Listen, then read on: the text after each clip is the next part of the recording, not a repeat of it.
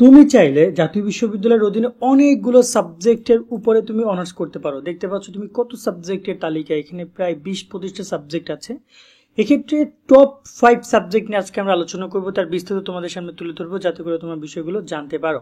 দেখো এখানে যদি আমি দেখি, তোমাদেরকে একটা করে দেখাই, এখানে বিবিএ এর অনেকগুলো সাবজেক্ট, ফিনান্স, মার্কেটিং, হিসাব বিজ্ঞান, ব্যবস্থাপনা রয়েছে। এখানে তোমার যদি বলি আমি সায়েন্সের অনেকগুলো, পদার্থ রসায়ন, তারপর হচ্ছে প্রাণ রসায়ন, উদ্ভিদ বিজ্ঞান, প্রাণী বিজ্ঞান, মৃত্তিকা, পরিসংখ্যান, ম্যাথ, পরিবেশ, ভূগোল, মনোবিজ্ঞান, অনেক সাবজেক্ট আছে। আবার যদি বলি তোমার হচ্ছে সায়েন্স মানে মানবিকের বা সবার জন্য যেগুলো নর্মালি বাংলা, ইংরেজি, ইতিহাস রয়েছে, ইসলামী ইতিহাস, দর্শন, ইসলামিক স্টাডিজ রয়েছে, রাষ্ট্রবিজ্ঞান, সমাজবিজ্ঞান, সমাজকর্ম, অর্থনীতি, বিজ্ঞান, অভাব নাই সাবজেক্টের। এখন এখান থেকে বেস্ট সাবজেক্ট কোনগুলো?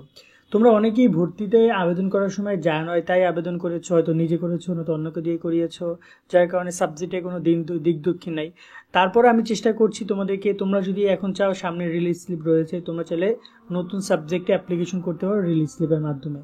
তো আমরা যদি ফার্স্ট আরেকটা ব্যাপার বলে রাখতে চাই, জাতীয় বিশ্ববিদ্যালয়ের সেরা র্যাঙ্কিং নিয়ে আমাদের একটা ভিডিও করা আছে। তোমরা চাইলে সেরা র্যাঙ্কিংয়ের সেরা কলেজগুলো দেখে রিলিজ স্লিপ অ্যাপ্লাই করতে পারো। এখানে সবগুলো বিভাগের সেরা কলেজগুলো নিয়ে আমরা কাজ করেছিলাম। এটা আমাদের shobhanestay.com আসলে সার্চ করলে পেয়ে যাবা। আমরা ফার্স্ট সেরা সাবজেক্টের প্রথম যে সাবজেক্টটা নিয়ে কথা বলবো সেটা হচ্ছে অর্থনীতি। অর্থনীতি হচ্ছে তোমার মানবিকের একটা সাবজেক্ট। এই সাবজেক্টে আমি পুরো আমাদের একটা আর্টিকেল পাবলিশ করা আছে, সাবজেক্ট রিভিউ, চাইলে এটা তোমরা পড়তে পারো বা এটা নিয়ে ভিডিও করে দেখতে পারো। পড়াশোনার চাপ কেমন, এটা নিয়ে আমরা কথা বলেছিলাম। এখানে দেখো চলতি বছরে পড়াশোনার চাপ, মানে এখন জাতীয় বিশ্ববিদ্যালয় থেকে বলেছে ক্লাস করতে হবে, পড়াশোনার চাপ তুলনামূলক সব জায়গায় থাকবে। অর্থনীতির সাবজেক্টগুলো কি কি সেটা তোমরা দেখতে পাচ্ছ, এইগুলো হচ্ছে সাবজেক্ট। তো অর্থনীতি খুব সহজ একটা সাবজেক্ট না যে চাইলেই যেমন তেমন করে পাশ করে যাবা। মাইক্রো ইকোনমিক্স, গণিত, পরিসংখ্যান, এগুলো করতে হবে তোমাকে, হিউজ প্যারাস এই সকল সাবজেক্ট কমপ্লিট করতে।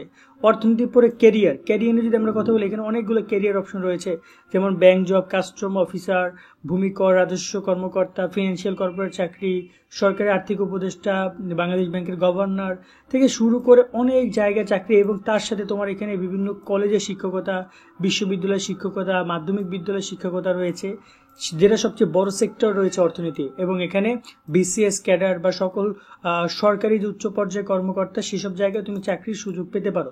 এছাড়া অনেকগুলো সেক্টরে স্পেশালি অর্থনীতির স্টুডেন্ট মানে তোমার হচ্ছে চেয়ে থাকে, সেক্ষেত্রে অর্থনীতি একটা বেস্ট সাবজেক্ট বলে আমার কাছে মনে হয়। 2 নম্বরে আমরা যে সাবজেক্টটা নিয়ে কথা বলবো সেটা হচ্ছে যে হিসাব বিজ্ঞান। হিসাব বিজ্ঞান একটা সাবজেক্ট যেটা হচ্ছে ব্যবসা বিভাগের, তবে হিসাব বিজ্ঞানের থেকে আরও অনেক সাবজেক্ট আছে। তবে হিসাব বিজ্ঞান মানে বলতে পারো যে সবগুলো সাবজেক্টের মধ্যে বেস্ট। ঠিক আছে, এখানে আরও রয়েছে মার্কেটিং, ফিনান্স, হিসাব বিজ্ঞান, ব্যবস্থাপনা। এর মধ্যে সবচেয়ে বেস্ট সাবজেক্ট হচ্ছে হিসাব বিজ্ঞান। হিসাব বিজ্ঞান বেস্ট, তোমরা চাইলে রিভিউটা পড়ে দেখতে পারো, এখানে আমরা পুরো বিষয় নিয়ে কথা বলেছিলাম। তো এখানে যদি আমরা দেখি হিসাব বিজ্ঞানের যদি আমরা কথা বলি, পড়াশোনার চাপ হিসাব বিজ্ঞানে হিউজ থাকবে।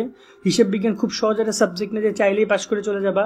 আর হিসাব বিজ্ঞানে কোন সাবজেক্ট কি পড়ানো হয় এগুলো নিয়ে আমরা এখানে আলোচনা করেছি, চাইলে এই আর্টিকেলটা তুমি আমাদের ইসে গিয়ে পড়ে নিতে পারো। আর ক্যারিয়ার নিয়ে যদি কথা বলি, বিশেষ করে এখানে CA, auditor, BCS, audit, tax officer, এগুলো টাকার খেলা। সিএ নিয়ে আমরা পুরো ডিটেলস একটা কোর্স করবো, সিএ নিয়ে তোমরা দেখে নিও, সিএ নিয়ে পুরো ডিটেলস একটা ভিডিও পাবা। ঠিক আছে, এছাড়া প্রাথমিক, মাধ্যমিক, কলেজ, বিশ্ববিদ্যালয়, সরকারি চাকরি, বিসিএস এর সুযোগ, ব্যাংকের সুযোগ, ব্যাংকে বিশেষ করে সবচেয়ে বেশি সুযোগ রয়েছে, মাল্টিন্যাশনাল কোম্পানির সুযোগ রয়েছে ব্যাংকে। কিন্তু এই যে যারা অ্যাকাউন্টিং কমপ্লিট করে যাবে, যারা ফিনান্স কমপ্লিট করে যাবে, তাদের জন্য ব্যাংকটা অনেক বেশি প্রেফারেবল, অনেক বেশি ইজি থাকবে। কারণ তুমি দেখবে যে অলরেডি তুমি 4 বছরে ব্যাংক যে পড়ালেখা করায়, ব্যাংকে যে প্রশ্ন আসে তার অনেকটা তুমি পড়ে গেছো 4 বছরে, এই যদি হিসাব বিজ্ঞান অথবা ফিনান্স পড়ে যাও। ওকে, এই 2টা সাবজেক্ট গেল। 3 নম্বরে আমরা কথা বলবো খুবই দারুণ একটা সাবজেক্ট, সেটা হচ্ছে ম্যাথ নিয়ে। ম্যাথ বিজ্ঞান বিভাগের স্টুডেন্টদের জন্যই শুধুমাত্র, এখানে মানবিক ব্যবসায় শিক্ষার্থীরা পারবে না। সেক্ষেত্রে ম্যাথের কথা বলে এখানে পড়াশোনার চাপ হিউজ চাপ, মানে সবচেয়ে কঠিন সাবজেক্টের দিক থেকে ম্যাথ রয়েছে। এবং এখানে তোমাকে প্রথম বর্ষে, দ্বিতীয় বর্ষে কি সাবজেক্ট পড়ানো হবে, তৃতীয় চতুর্থ বর্ষে, সেগুলো চাইলে তোমরা আমাদের আর্টিকেল থেকে দেখে নিতে পারো shobhanestay.com গিয়ে। আর গণিত পরে ক্যারিয়ার নিয়ে যদি কথা বলি, সবচেয়ে বেশি ক্যারিয়ার রয়েছে শিক্ষকতায়, প্রাইমারি, হাই স্কুল, কলেজ, বিশ্ববিদ্যালয়, 4টা সেক্টরে শিক্ষকের চাহিদা ম্যাথে সবচেয়ে বেশি। এছাড়া ফিনান্সিয়াল জায়গাগুলোতে, বিসিএস ক্যাডারে, মাল্টিন্যাশনাল কোম্পানিতে, ব্যাংকের চাকরিতে তোমার এখানে অনেক পরিমাণে তোমার দরকার হয়। এবং তোমরা দেখতে পাচ্ছ এখানে আরও অনেক প্রকার তোমার হচ্ছে যে সুযোগ রয়েছে, যেসব জায়গায় এই গণিত পড়ে তোমার ক্যারিয়ার হইতে পারে। ঠিক আছে, আশা করি তোমরা, এবং তোমরা চাইলে রিভিউ ভিডিওগুলো দেখতে পারো, আমাদের রিভিউ ভিডিও করা ছিল, সেটা দেখতে নিতে পারো তোমরা ম্যাথে। আর এরপর আমরা 4 নম্বরে যে সাবজেক্টটা নিয়ে আলোচনা করব সেটা আর কোনোটাই না, সেটা হচ্ছে ইংরেজি। ইংরেজি একটা জোস একটা সাবজেক্ট, ঠিক তোমার হচ্ছে যে ম্যাথের মতো করে ইংরেজিও খুব সহজ একটা সাবজেক্ট না, পড়াশোনার চাপ আছে, হিউজ পড়াশোনার চাপ আছে। আর ইংরেজি সাবজেক্টে কী কী পড়ানো হয় চাইলে তোমরা দেখতে পারো। ইংরেজি একদম ইংরেজির বেসিক থেকে শুরু করে ইতিহাস থেকে শুরু করে সব কিছু কমপ্লিট করবে। আর ক্যারিয়ার নিয়ে যদি কথা বলি, সবচেয়ে বড় ক্যারিয়ারটা রয়েছে শিক্ষকতা পেশার মধ্যে। এছাড়া বিসিএস ক্যাডার, বিভিন্ন মাল্টিন্যাশনাল কোম্পানিতে সবচেয়ে বেশি সুযোগ পাবা। এছাড়া তোমার নিজে যদি ইংলিশ ক্লিয়ার হচ্ছে, বিশেষ করে এখানে দেখতে পাচ্ছ নৌবাহিনী, সেনাবাহিনীতে শিক্ষা ক্যাডার অফিস হিসেবে জয়েন করা, এইসব জায়গায়, মানে যেসব জায়গায় শিক্ষকতা একটা নর্মাল জায়গা, যদি তুমি সেখানে ইংরেজি তোমার ব্যাকগ্রাউন্ড থাকে, তাহলে তুমি সেই শিক্ষকতার উচ্চ লেভেল পর্যন্ত তুমি চলে যেতে পারো। কেমন? তো এই পর্যায় পর্যন্ত চলে গেছে, এবং কর্পোরেট চাকরিগুলো, বিসিএস ক্যাডার, অনেক সুযোগ সুবিধা তোমরা পাবা। মা, এই গেল তোমাদের টোটাল 4টা সাবজেক্ট। আমি এটা বোনাস সাবজেক্টও দিব ভাবলাম তোমাদেরকে, বাট তার আগে আমি 5 নম্বর সাবজেক্টটা এবং সবচেয়ে গুরুত্বপূর্ণ একটা সাবজেক্ট পরিচয় করে দিতে চাই, সেটা হচ্ছে বাংলা সাবজেক্ট। বাংলা সাবজেক্ট একটা দারুণ সাবজেক্ট। কেন? কারণ বাংলা ওভারঅল সবার জন্য সবাইকে অনেক সুযোগ দিবে। কিভাবে আমি তোমাকে দেখাই, এই যে দেখতে পাচ্ছ বাংলা, এই বাংলায় কিন্তু মানবিকের শিক্ষার্থীরা 60, বিজ্ঞান 20, ব্যবসায় 20, সবাই অনেক ভর্তি সুযোগ পাচ্ছে বাংলা ইংরেজির ক্ষেত্রে।